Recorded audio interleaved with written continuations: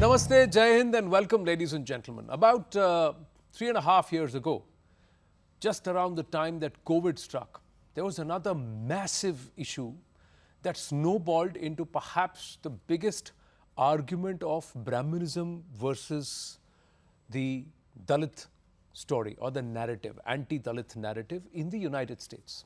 The bedrock for SB 403 as a law. And it's finding its way back into Bharat, ladies and gentlemen. And it's the classic oppressor versus oppressed, which even Rajiv Malhotra ji and Vijaya Vishwanathan ji make a mention of in Snakes in the Ganga, saying how the classic racist narrative of black versus white has now translated into oppressor versus oppressed, and it's now transmorphed itself onto the Brahminism versus non-Brahmins. This kind of a narrative.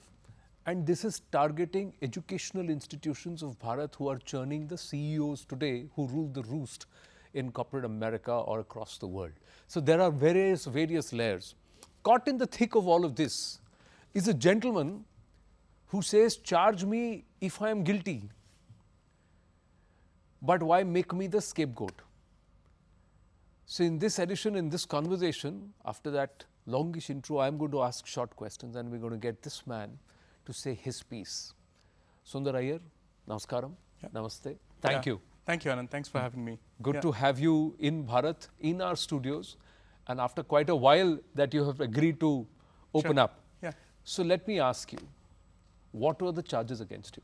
Yeah, I wanted to preface that question quickly with, I'm happy to be charged. I'm happy to be the scapegoat. I am happy to go to jail if I was found guilty of caste discrimination.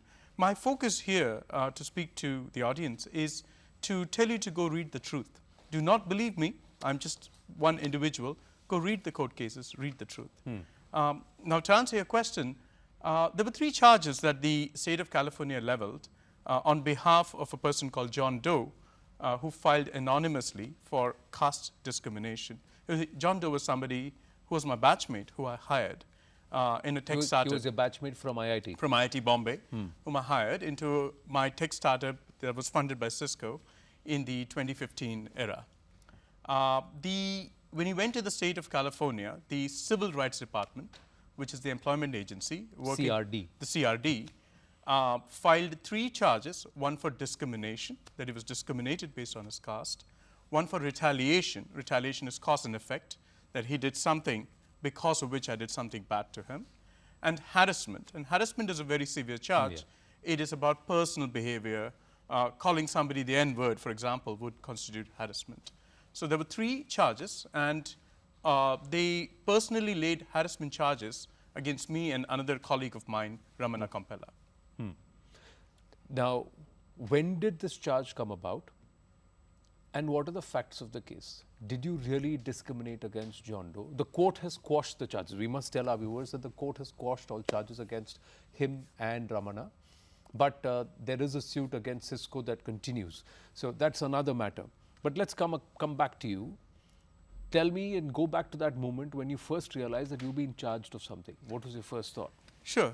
Well, I mean, in terms of chronology, to keep it succinct and brief, when the state CRD came and told us they're going to charge us, we said, what are your charges, essentially? And they said, well, we're going to sue you for caste discrimination because John Doe didn't get the head of engineering position in my group. That's one of 3 leadership positions in my startup. We said that John Doe has never applied for the job. They couldn't care less. So their complaint was that you didn't give him a job which you say he never applied for. That's right. It was an open position for more than 4 months. Everyone was aware of it, including John Doe, of course. He was part of interviewing people. He's never applied for that job. Now, that's fine. That's number 1. But we said, what is your actual charge? They said that John Doe is a Dalit, and I have not given him that position because I've discriminated against him because he's Dalit. Because he's Dalit or because you are Iyer? Well, you are a Brahmin. They essentially tried to allege both, right? Now, we pointed out that the position that you're claiming discrimination for, the head of engineering position, was also awarded to another person, a senior of mine, a brilliant guy, and also a Dalit.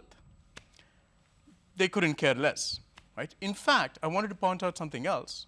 we told them that every leadership position in my tech startup, we had 3 leadership positions. The first head position, the second one, which is the head of engineering, and the third one, which is my own CEO position, were all awarded to the senior Dalit candidate in my group because of his merit. 2 of these positions were already awarded before John Doe even made his complaint. So they were all Dalits. So actually, I should take you to court for discriminating against non-Dalits. Well, if someone wanted to make that argument, to be Yeah. honest with you, if someone wanted to make that argument, they could go ahead, and that would be a more credible charge than the charge that the CRD is making. Now, interestingly enough, this is the sad aspect of the case. The CRD wants to hide all of that information. They hid that from the judge. They've hid that from the press. They've hidden that from the Dalits. The reason I'm here is to tell you that the CRD is lying, and is lying to the Dalits. So Civil Rights Department of the state of California. Correct. And I have about 100 lies to share of what they have done. And what I've described to you till now is 1% of all of their behavior. But this John Doe, his name is now out public, but you prefer to call him John Doe. He was your batchmate. Correct. He was part of your startup. Yes. And when you were bought over by Cisco, you made lots and lots of money. How much of that money did you keep? Did he perhaps have a thing that you didn't share the wealth with him? I mean, interestingly enough, this was my 4th tech startup. And when I started the company, I had already told Cisco that I'm writing off 100% of my equity in this startup to all of my employees, including John Doe. This is public data from court records. John Doe made several $millions in compensation because, of course, part of the reason being that I'd given away all of my equity. My equity compensation in this company is $0, the great word shunya that comes from India. Despite that, when John Doe didn't get a raise of a few $1,000s, he filed several internal complaints. And he went to the state, and the CRD lawyers sided with John Doe, claiming that John Doe had low pay. If you want to talk about moral turpitude, I ask you, CRD lawyers, not one of you in 8 years has had the bloody ethics to look back at the compensation that John Doe is making. You've not been true to the press. You've not been true to your own activists that you work with. You've not been true to the Dalits. In claiming low pay for a man who has such high compensation, you partially select your truth. Now, the reality of low pay is even worse. I actually told Cisco to cut it from my salary and give him that $5,000. And of course, the details that are not yet in public, you can imagine what a large corporation will do when looking at somebody who wants the extra increment. You can imagine what Cisco would do as a rational actor. Well, all of that's been hidden. The CRD couldn't care less because they want to win at all costs. The CRD doesn't care about the truth. They care about winning. And that's where the moral dilemma But this lies. case became the bedrock, Sundar, Yeah. of this entire narrative, isn't it? Which Yes. also spilled over towards SB 403. Somewhere it was the groundwork. How did you deal with it? And why did it snowball into such a big thing? Everybody was trying to give examples of, see, it's happening in Cisco, it's Correct. happening everywhere. There was a generalism to it altogether, and suddenly merit went kaput. Sure. Everybody was like, it's your... And then there were these exercises also happening in corporate companies about caste-based sensitivity and workshops, etc.? Well, the CRD has been working openly with an activist organization called Equality Labs. Equality Labs' footprint is all over the court legal documents. And there's a lot of other stuff that the CRD has put in terms of xenophobic comments, racial targeting of Indians, making claims about 10,000 plus Dalits have been physically assaulted or raped by upper caste Indian Americans in America. These are claims which have no basis in police records. So there is no data to back this. There's no proof to back this Absolutely statistic. not. Correct. Okay. Right? And I'll come to that in a moment. But you have, as I said, Equality Labs can do whatever they want. Good luck to them. Give the lady a Nobel Prize if she's speaking the truth. Wonderful. What I'm concerned about is a government agency, the Civil Rights Department, ability to lie, everything from small white lies to suppression of information, all the way building up to reckless indifference to the truth and potential perjury. I've sent a letter which has more than 100 factoids about what the CRD has done. and there has been zero accountability on their part. So you're saying the First Amendment, correct me if I'm wrong, protects private entities. So you don't have a bone to pick, or you may, but you're not directly fighting the private entities that you've named, be it John Doe, be it Equality Labs. Your issue is that the government, the state of California and its department, Civil Rights Department, Right. was A, economical with the truth, B, you have alleged that it committed perjury, and they have pursued an agenda without fact checking or getting to the bottom of the case. Right. And that's why are you taking them to court? Are you? Well, we've sued the CRD on a narrow set of things that they've done, one or two amongst the hundreds of things that they have done. But my focus here is essentially to let the truth be known. In fact, my company was named Candid precisely because of my 20+ years of startup experience to know how easy it is to manipulate the truth. And I've always told people, please do not believe me. But I want to give you some facts. Let's start with basic lies that the CRD says. You know, my group was entirely Indian. This is a statement from court documents. The CRD has all the HR records. More than 20% of my people in my group were not Indian. There was another 15-something% of Romanian engineers outsourced. Where do these facts come? John Doe was the lone Dalit. Not true. And the group was entirely upper caste. You don't even know the castes of people because you don't even interview them. Let me give you another factoid. In all of these years, let me give you information about suppression of evidence. We've had 3 women engineers who complained about John Doe. The CRD will not interview them. We've had 1 white American engineer who complained about John Doe. The CRD will not interview them. We've had 1 Asian engineer complaining about John Doe. The CRD doesn't give a shit. We've had a Hispanic engineer who complained about John Doe. The CRD wants to suppress that. How much information do you suppress? I've given personally 70 box folders worth of information. Every supervisor who has worked with John Doe has complained about John Doe. Everyone he has worked closely with has complained. How much information do you want to suppress, Mr. Kevin Kish? You lead the CRD. Your job is to be ethical before anything else. What are you going to do when you look at the state and your own governor? Who takes care of women engineers in California? Obviously not the CRD because you're willing to suppress it. Who takes care of Hispanic engineers? Who takes care of young engineers who've complained about John Doe? You want to suppress all of this information. Don't believe me. Talk to the people in my group who've never even been interviewed. I give you one more factoid. You're talking to the one man who's been blamed for caste discrimination, I repeat, for having given every leadership position to a Dalit. If that's not irony, I don't know what is. But it's way beyond irony. Because guess what? We besieged the CRD to go interview people. They have not even interviewed the other Dalit leader in my group in 8 years. But they had no qualms in claiming a hostile Dalit environment in my group without interviewing the man. In fact, me and Ramana, we were interviewed for a total of 15 minutes by the CRD. And basic rank and file questions. What's your name, first name, last name, when did you join, blah, blah, with a couple useful questions at best. Now, in 8 years, you do not care about even talking to the people who've interacted with John Doe closely.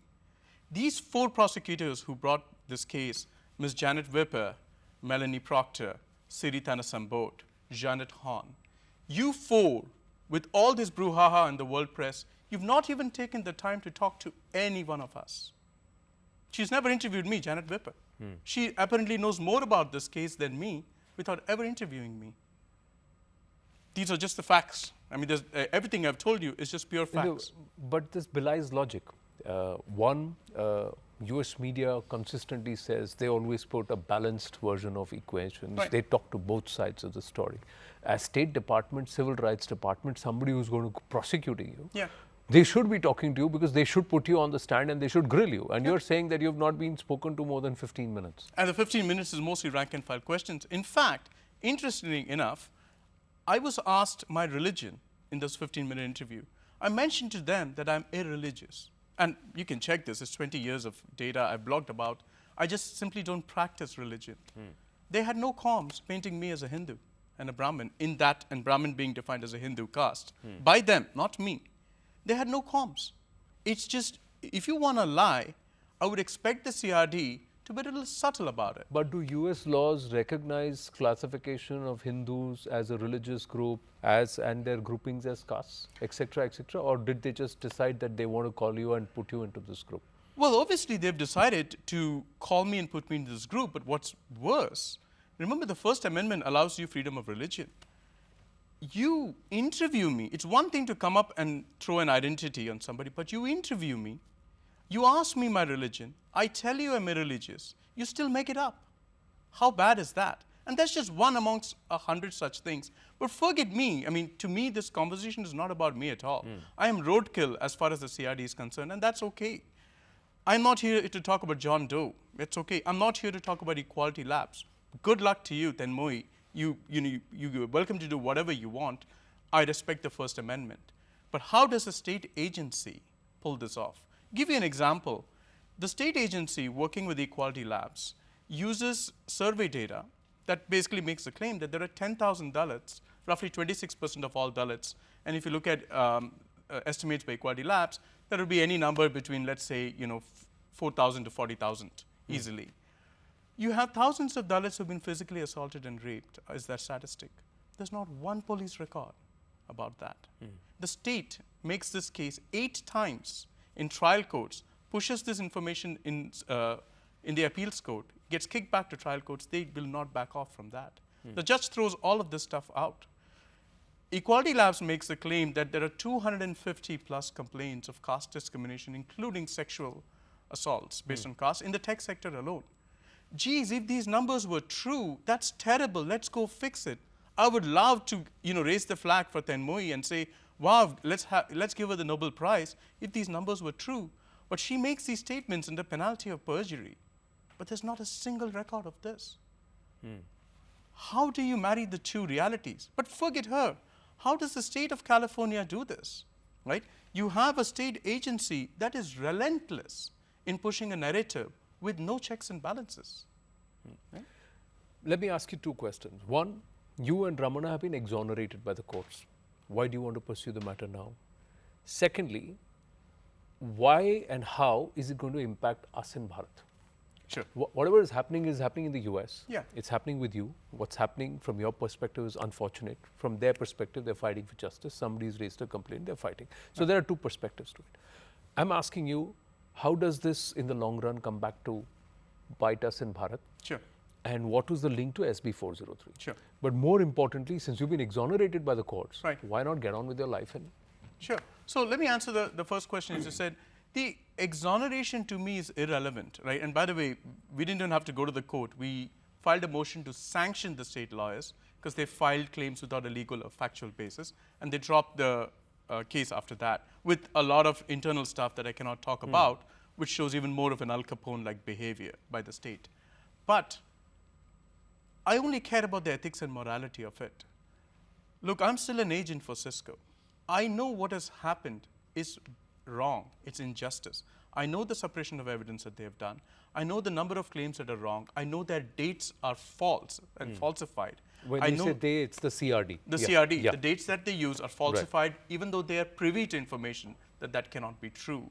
I know they have essentially done potential perjury. And a lot more. As I said, none of these that I'm sharing with you are subjective. I've written an extremely large letter, which is more than 40 pages, which has objective data. And I said, don't believe me. Who have you written this letter to the governor of California. To the governor of California. And someone's got to wake up and stand up for ethics in California. This is not about a court case. This is not about me. If the CRD is the paragon of virtue, all power to you, Mr. Kevin Kish. I salute you. If you are not, you run an unethical organization that is causing immense harm to people in California. Let me give you an example. The CRD made a claim of harassment on Ramana Kompella, the other person who was named in the case. What are the charges against him? That he asked John Doe to file weekly status reports.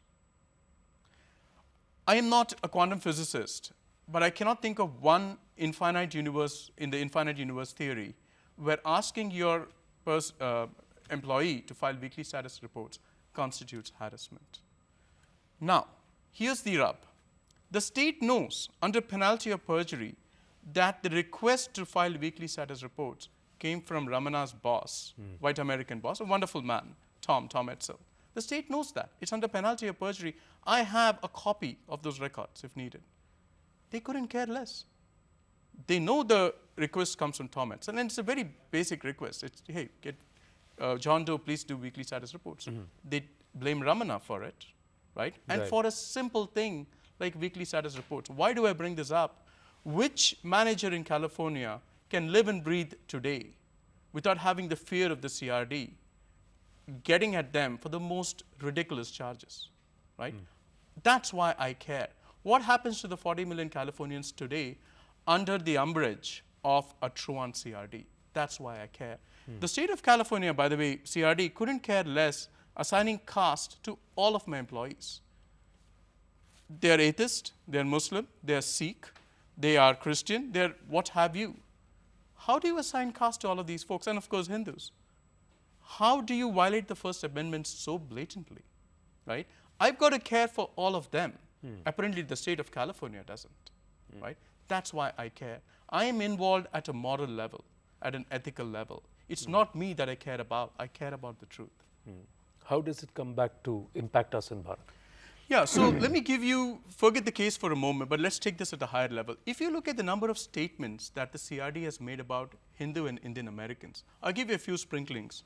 Indian Americans and Hindu Americans are dominant, hostile, oppressive, violent, believe they are biologically superior. I'll give you a few sentences. Life is living hell working under an Indian manager. This is the CRD platforming these comments. The CRD has platformed some of the most egregious statements and worked with actors who have, of course, an absolute hostility to Hinduism. And it's not a single reference to Hinduism. There are comparisons of Hinduism to other religions. There are book chapters that compare the religion to others. There are disparaging statements. Look, the state has no right to interpret religion. And it's not a single one-off reference. It's pervasive what they have done. They have, basically, so these are all comments being made. On Indian managers, it's even more. It's Indian managers work as a tribe. They share information about people's caste across companies. They have made all these allegations. They've made all these allegations. These are actual statements made. And right. And have they presented proof to the judge when they make these claims? None whatsoever. I mean, I had never seen a diarrhea of words and a diatribe by a state agency, and they have zero qualms about it, right? With zero backing up of any of these facts. When you have spewed such subjective nonsense, which Indian manager in California today will know that the CRD is fair? You can't, by that definition. In fact, and it's not just about Indian managers. Look, the CRD, and coming to your point, how does it affect Indians here and back in India? There are national security concerns here, just to give you an example, and I'll tell you why. The CRD is aware that the Equality Labs survey is unscientific. It in fact says that. It uses data from a web survey. You cannot verify the address of these people. You do not know the citizenship or residency of people from a web survey. And Equality Labs has not done anything to that effect. The demographics of the survey do not match the American demographics. They've dropped all information of people who said caste was not a big deal. Fine. They're a private organization. Good luck to them. But the state is pushing this narrative. Equality Labs was caught red-handed asking people to use the San Jose zip code for people who were out of the country. Right? The CRD knows that this data is absolutely polluted. Right? It has nothing to do with the American demographic. They know this. They kept a blind eye to this when SB 403 was being passed and this survey was being pushed in legislature. You have American law being created using data that the CRD knows is absolutely and blatantly off. Right? And they couldn't care less. Now, so you take an agency that has such a level of diatribe, xenophobic comments on Indians, pushing this agenda, that causes severe issues, right? I mean, if you look at Indo-US relations, the question I would ask is who has the back of Indian Americans? Clearly not the CRD. So where does this go? I've asked the governor that question, right? Someone's got to step in and fix this. There was a lot of fight or pushback by Indian American groups across the board on this SB 403. Now, why is all of this happening in California, one? And now that it's stopped, it's dropped, what happens next? So I'm just trying to get to the crux of all of this. Somewhere one gets the sense that there was a larger narrative planned, there was a larger posturing, platforming that was done. What was the ultimate goal? And why is it happening in California? Look, I've only had a sort of inside view to Californian politics in the last 8 months. What I've seen, to put it in simple terms, is disgusting. And I'll tell you why disgusting. Look, I don't care about the actual politics of it. I care about ethics. When I looked at SB 403, SB 403 has two prongs that matter. The data behind caste discrimination and the constitutional aspect of it. And I don't take a hardline view of yes or no, whether adding a caste law is a good or a bad idea. Let's have the conversation. Let's look at it objectively. Yeah. Everyone knows the data is false. Everyone knows that.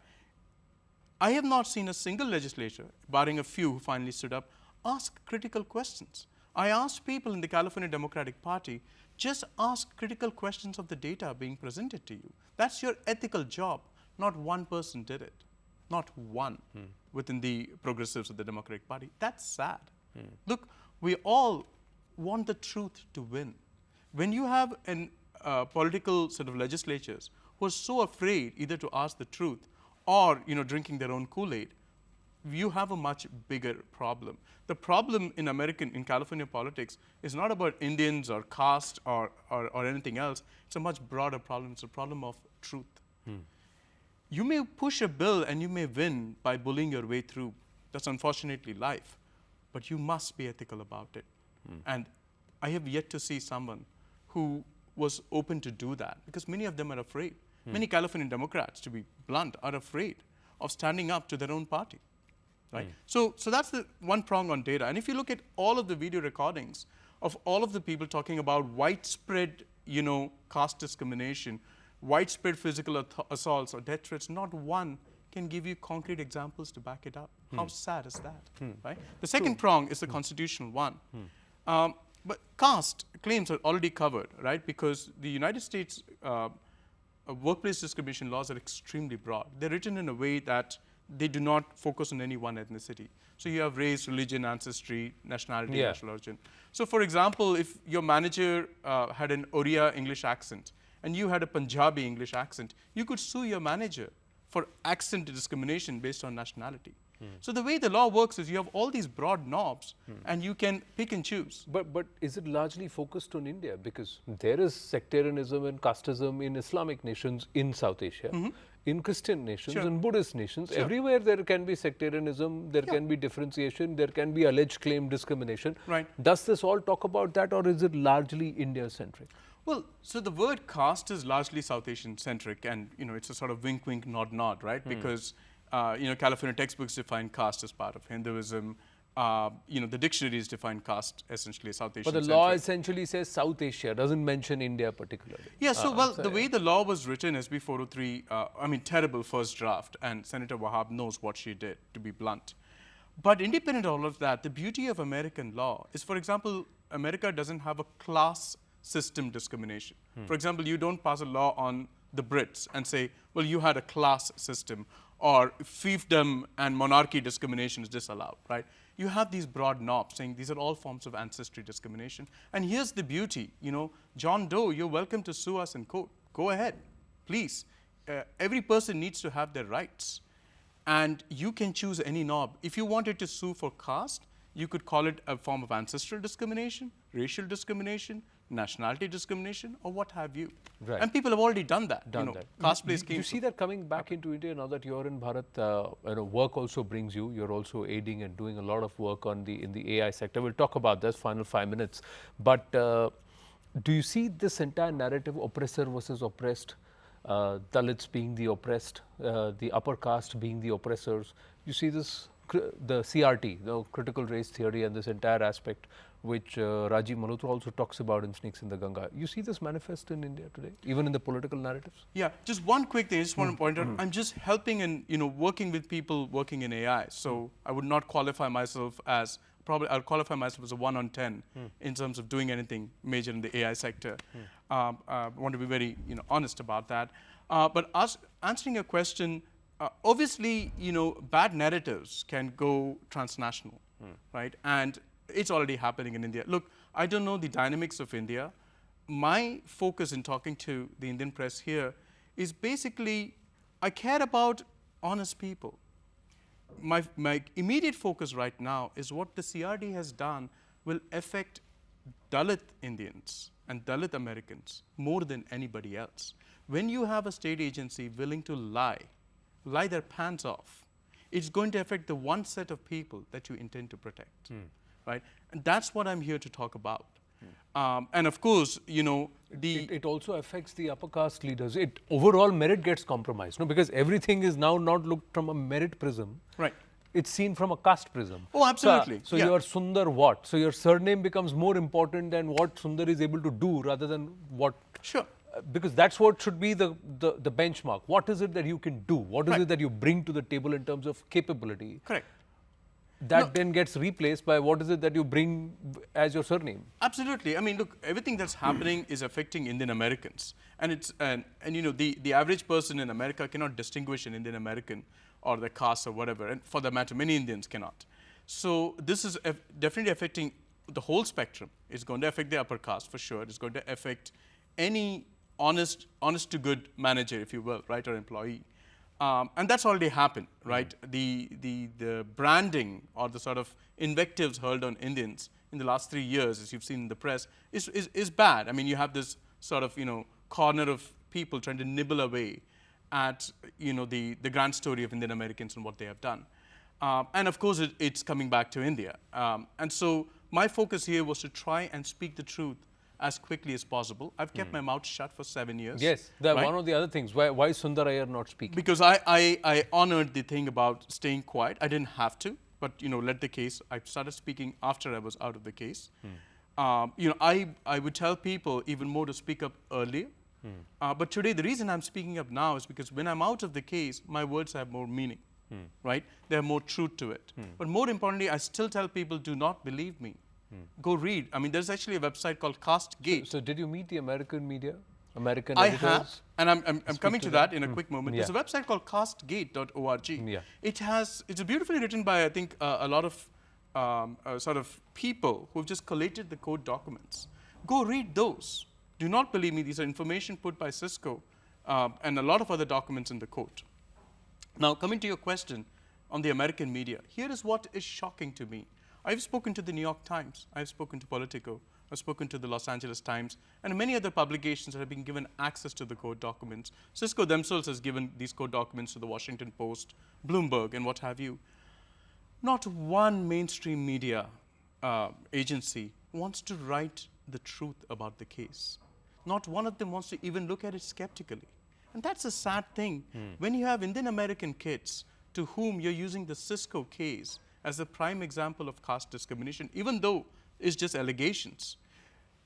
And I speak to you school children, right? You from the age of 5 to 20 or whatever have you, you're being lied to by your own mainstream media. You have a case, you have a group where every position has gone to a Dalit, a different Dalit, a senior Dalit, a hardworking Dalit, a brilliant Dalit, with a work ethic which is amazing. The man works 80 hours a week. I have to tell him to pull off at times. That is the story of the Cisco case, right? You have a Dalit coming into... Did you put them there because they were Dalit or because they were so good? Because of their merit? Absolutely because of a merit. And just to give you a sense, I have, in my last 4 startups, I have given positions or co-founded companies with Americans, British, Taiwanese, Asians, Indians, Europeans, the whole shebang, if you will, in each of these positions, and of course in the Cisco case it was to a Dalit, in each of these positions, the primary bedrock of granting that position was merit. Period. Right? And that is the beauty of even Silicon Valley, that you can have a Dalit who comes to Silicon Valley reaches the echelons, the highest echelons in Silicon Valley and at Cisco. Part of the reason I'm doing this is to make sure that the next generation of kids are not brainwashed. You know, New York Times, Politico, LA Times, please do the right thing. Please speak the truth to your own generation of Americans. America will be a better country if you speak the truth. And don't believe me, but just put out the counter information that's been put in court documents. You will end up having a better country, and you will do a better job for yourselves. Has it been tough for you personally? So Family? I just wanted to put out some, thank you for asking that question. Look, internally, has it been tough? Of course, yes. But I grew up in India. The beauty of growing up in India was that it gives you opportunity, it gives you adversity. You learn a lot. I have always prided myself on being mentally strong. That said, when the global media and what they played makes you go through very dark days. But I'm not here to speak about that. My problems are my own. Let's just call me roadkill for this conversation. What I care about is, for good or for worse, I have seen injustice, lies, and sort of a behavior of an agency from bottom up. And it has given me a pedestal to try and help and change it, right? And that is what I want to do, right? I'm not a victim, I never have been, but I care about people. I care about good people winning. In fact, the best happiness you can have, whether you're a manager, you're a leader, you're a CEO, a student, or what have you, is to see other people better than you, more hardworking, with the right attitude succeed. I would love John Doe to succeed in life. You go become a billionaire. I am so happy for you, John Doe. But please, look at your own record. Look at the number of people who have complained about you. And again, it's not about John Doe, but it's the CRD which is hiding this information. So are you trying to tell me you never felt that you're being screwed because, or you're becoming roadkill because you're an Iyer? Well, probably. I mean, you never thought that you're being picked up and you're being pulled up because you're an Iyer, because you're an upper caste, and that just fits that narrative that you've alleged. Well, I mean, for sure, right? I mean, if you're at Cisco, you've got $1 billion plus company, right? You've got a multi-billion-dollar corporation. You're running. You know that you can sue the company and extort, and you know that you've got this Indian American story and you've got this upper caste story. So it fits all the right things to go target. And for the CRD, this is a fantastic case. And it's okay. I don't even want to speculate whether I was targeted or I was one amongst others who could have been targeted. It's pretty clear that they were targeting. It's pretty clear they wanted some case, and they'll pick any case to build a story around it. It doesn't, in hindsight, it doesn't bother me. It's unfortunate, it's life. If I was sued by John Doe's lawyers, that's fine, that's life. But a state agency must uphold ethics. And my focus in life is to bring this agency to justice, to task. Well, keep the fight on and keep on fighting, because you're fighting for the truth to be out and for the state to do the right thing, take the right stand. Yeah. Thank you. Yeah. Thank you very much, Sundar. Yeah. Lovely Thank you, speaking Anand. with Yeah, Thank you. Absolutely. Thank you.